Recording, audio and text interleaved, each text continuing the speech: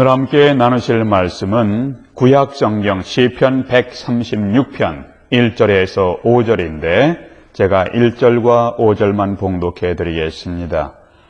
여호와께 감사하라. 그는 선하시며 그 인자하심이 영원하미로다. 5절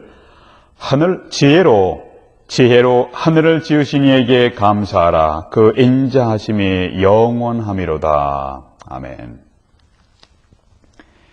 1852년도 4월 10일 미국의 한 시민이 북아프리카의 알제리에서 사망했습니다. 그로부터 31년이 지난 후에 미국 정부는 군함을 보내어 그의 유해를 미국으로 가져오기로 결정했습니다. 그의 유해가 미국에 도착하는 날 뉴욕 시가지에는 역사상 최대의 인파가 몰렸다고 합니다. 군악대의 연주 소리가 있었고 군 부대의 예포 소리가 울려 퍼졌습니다.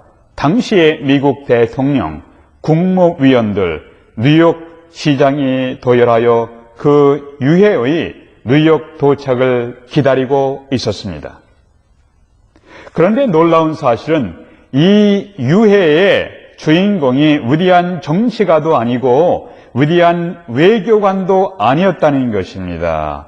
이 주인공은 사업가도 아니었습니다. 학자도 아니었습니다. 장군도 아니었습니다. 노벨 수상자도 아니었습니다. 이 유해의 주인공은 평범한 한 시민에 불과했습니다. 그런데도 불구하고 그가 이런 환영을 받게 된 유일한 이유가 있다면 그것은 그가 작사했던 한 곡의 노래 때문이었다고 합니다. 이 노래는 미국인들로 하여금 가정에 대한 위대한 가치를 일깨우는 노래가 되었습니다. 이 노래는 이렇게 시작됩니다. 즐거운 곳에서는 날 오라 하여도 내 쉴 곳은 작은 집, 내 집뿐이리. 꽃 피고 세우는 내 집뿐이리. 홈, 스위트 홈의 작사자인 존 하워드 페인의 이야기입니다. 존 하워드 페인이 작사한 즐거운 우리 집을 굳이 떠올리지 않더라도 가정의 소중함은 더 이상 설명할 필요가 없습니다. 창조주 하나님께서 이 땅에 두 가지 기관을 직접 설립하셨습니다. 그 첫 번째가 가정입니다. 그래서 가정을 Divine Institution이라고 부릅니다. 감사절에 우리는 무엇보다 하나님께서 허락하신 것들에 대한 감사를 하는데 중요하게 두 가지를 떠올리면서 함께 감사하는 시간을 가졌으면 좋겠습니다. 첫 번째는 가정에 대한 하나님께 감사입니다. 선하신 하나님은 우리에게 가정을 선물로 주셨습니다. 가정을 주신 하나님께 우리는 감사하고 있는가? 성경은 하나님은 고독한 자를 위하여 가정을 만드셨다라고 하셨습니다. 요즘에는 한국이나 미국에서 젊은이들이 이런 말을 한다고 합니다. 결혼은 꼭 해야만 되는 것이 아니라 선택사항이다. 이 퍼센테이지가 결혼은 꼭 해야만 되는 것이 아니라 선택사항이라고 생각하는 젊은이들의 퍼센테이지가 늘어나고 있다는 소식을 들었습니다. 결혼이 자신의 삶에 부담을 줄까 봐 결혼을 망설이는 사람이 늘어난다고 하는 것입니다. 결혼을 한 후에도 자식들에 대한 책임을 두려워하여 아기를 갖지 않는 젊은 부부가 늘어나고 있는 현상이 일어나고 있습니다. 결혼식 때 결혼식을 주례하는 목사님들께서 다음과 같은 결혼 예식문을 낭독하십니다. 두 사람이 결합함으로 슬픔은 반으로 줄어들고 기쁨은 갑절로 됩니다. 혼자 살다가 우리가 두 사람이 되었기 때문에 더 부담스러워지는 것은 아닙니다. 삶을 함께 나누고 인생을 함께 걸어갈 수 있는 사람이 곁에 있음으로 해서 느끼는 기쁨, 이 교제의 기쁨이 우리의 삶에 얼마나 커다란 힘이 되고 있는지를 여러분은 아실 것입니다. 결혼을 해서 가정을 갖고 식구가 하나 더 늘어난다는 것, 그것은 참으로 그것을 짐으로 생각하지 말아야 한다는 겁니다. 사랑하는 사람에게 있어서 가족 식구들은 자신에게 마치 새의 날개와 같은 것입니다. 새는 날개를 부담스럽게 생각하지 않습니다. 그 날개 때문에 새는 더 높이, 더 멀리 날아오를 수 있습니다. 사랑하는 사람들이 있을 때, 그리고 삶을 나눌 수 있는 사람들이 있을 때 우리의 삶의 고난과 슬픔과 절망을 극복할 수 있는 용기와 능력과 영감을 얻게 됩니다. 우리에게 가정이 있게 하신 하나님께 감사하십시다. 가정에서 나와 함께 있는 가정 식구들에게도 감사합시다. 그것으로 인하여 내 인생에 새로운 용기와 새로운 능력과 새로운 영감을 얻을 수가 있습니다. 우리에게 가정을 허락하신 하나님께 감사하는 이 시간이 되었으면 좋겠습니다. 두 번째, 교회에 대해서 하나님께 감사하는 것을 배웁시다. 첫 번째는 가정, 두 번째는 교회입니다. 여호와께 감사하라. 그는 선하시며 그 인자하심이 영원하미로다. 지혜로 하늘을 지으신 이에게 감사하라. 땅을 물 위에 펴신 이에게 감사하라. 창조주 하나님께서 만드신 기관, 첫 번째는 가정이고 그 다음은 교회입니다. 교회는 하나님의 아이디어이지 사람이 만든 것이 아닙니다. 그래서 교회에 대해서 Divine Institution, 하나님이 친히 만드신 제도, 하나님이 친히 만드신 기관이라고 부르는 것입니다. 하나님은 우리의 혈연으로 이루어진 가족과 함께 신앙으로, 믿음으로 이루어진 가족들을 주셨습니다. 이것은 우리의 신앙의 가족, 믿음의 가족입니다. 함께 교제하고 함께 돌아볼 수 있는 믿음의 가족을 우리에게 주셨습니다. 함께 격려하며 인생의 피곤한 싸움에서 승리할 수 있도록 신앙의 가족을 교회를 통해서 주셨습니다. 때로는 인생의 삶이 매우 힘들고 피곤할 때 형제님, 자매님 힘내셔야죠. 형제님 함께 갑시다. 자매님 실망하지 마세요. 집사님 내가 기도하겠습니다. You are in my prayer. 집사님, 형제님, 자매님 힘내세요. 함께 기도합시다. 내가 옆에 형제, 자매에게 던지는 따뜻한 말 한마디 때문에 그들은 새로운 힘을 가지고 용기를 가지고 살아갈 수 있습니다.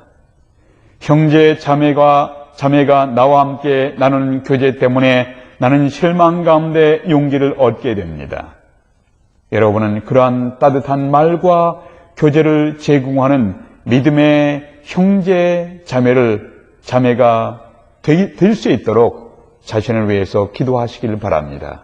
주님, 믿음의 형제, 자매들을 만나서 나로 하여금 삶의 고난을 극복하고 복음을 전하고 하나님의 뜻을 이루는 도구로 쓰임받는 삶을 살게 하신 것을 감사합니다. 나로 하여금 믿음의 형제 자매들이 새로운 힘과 용기를 얻도록 인도해 주시옵소서. 여러분 이러한 기도를 드릴 수 있게 될 수 있기를 바랍니다. 어느 미국 교회에서 있었던 이야기를 들었습니다. 목사님께서 어느 날 예배를 인도하시다가 보니까 어떤 교인 하나가 굉장히 태가 큰 모자를 쓰고 중앙에 앉아 계셨습니다. 작은 모자는 여성들이 쓰고 있는 경우가 종종 있죠. 그런데 큰 모자를 쓰니까 옆 사람에게 방해가 되는 것 같이 보였습니다. 그래서 목사님께서 집사님에게 부탁하여 교회에서 예배 드릴 때는 모자를 벗고 드리는 것이 예의라고 일러주라고 하셨습니다. 그래서 그 집사님이 그 교인 옆에 가서 조심스럽게 이렇게 말을 하셨다고 합니다. 성도님, 교회에서 하나님께 예배 드릴 때는 모자를 벗는 것이 예의입니다. 모자를 좀 벗어주시겠습니까? 이렇게 이야기를 했더니 그 사람이 너무도 감사하다고 이야기를 하였습니다. 그 모습이 좀 이상해서 집사님께서 예배 후에 왜 그렇게 감사하셨습니까? 라고 물으셨답니다. 그랬더니 이러한 대답이 들려졌습니다. 제가 이 교회에 출석한 지가 6개월쯤 되었는데 그동안 아무도 저에게 말을 걸어오는 사람이 없었습니다. 그런데 오늘 당신이 처음으로 저에게 이야기를 걸어줘서 너무 감사했습니다. 이 사람은 자기에게 이야기를 걸어줄 사람을 찾기 위해서 그렇게 큰 모자를 쓰고 있었던 것 같습니다. 성경에서 수없이 나오는 말이 있습니다. 서로라는 말입니다. each other, one another, 서로라는 말입니다. 서로 용납하라, 서로 사랑하라, 서로 받으라, 서로 격려하라, 서로 이해하라. 성경이 왜 이렇게 말씀하고 있을까요? 인생은 혼자 살기에는 너무 피곤하고 외롭습니다. 순수한 동기로 서로 용납하고 서로 교제하고 서로 사랑할 수 있는 그리스도인들의 교제를 생각해 보십시오. 우리는 이 교제의 기쁨을 통해서 비로소 인생의 그 많은 고난과 그 많은 역경을 딛고 일어나서 승리의 발걸음을 내딛을 수 있게 될 것입니다. 그래서 괴테는 이러한 말씀을 했다고 합니다. 고난은 함께 나눌 사람만 있다면 받을 만한 가치가 있는 것이다. 고난은 함께 나눌 수 있는 사람이 있다면 받을 만한 가치가 있는 것이다. 성경 전도서 4장에 말씀하기를 두 사람이 한 사람보다 나음은 저희가 수고함으로 좋은 상을 얻을 것임이라. 이것은 두 사람이 함께 수고하면 더 좋은 결과를 가져오게 된다는 말씀입니다. 또 계속해서 혹시 저희가 넘어지며 하나가 그 동물을 붙들어 일으키려니와 저희가 넘어지면 하나가 그 동물을 붙들어 일으키려니와 홀로 있어 넘어지고 붙들어 일으킬 자가 없는 자에게는 화가 있으리라. 이것은 우리가 다 연약한 사람인데 함께 인생을 걸어가면서 서로의 연약함을 보완해 주면서 협력해서 극복할 수 있게 된다는 말입니다. 또 계속해서 말씀하기를 두 사람이 함께 누우면 따뜻하겠거니와 한 사람이면 어찌 따뜻하랴. 이것은 인생에서 당하는 각종 아픔과 상처가 있을 때 서로 위로하고 서로 격려하면서 살아갈 수 있다는 것이에요. 그래서 성경 말씀하기를 한 사람이면 패하겠거니와 두 사람이면 능히 당하나니 삼겹줄은 능히 끊어지지 아니하느니라. 두 사람이 함께 힘을 합치면 갑절의 힘을 발휘할 수 있고 고난의 폭풍우가 닥칠 때 함께 능히 극복할 수 있다는 말씀입니다. 그래서 이 땅에서 각종 아픔과 고난을 만나면서 살아가는 우리의 삶에서 고난을 기꺼이 함께 나누며 격려해 줄 친구가 있다면 훨씬 더 쉽게 고난을 극복할 수 있게 될 것입니다. 얼마 전에 어떤 학자가 로마의 카타콤에 한 동굴 벽에 새겨진 글자를 해석해서 소개하였습니다.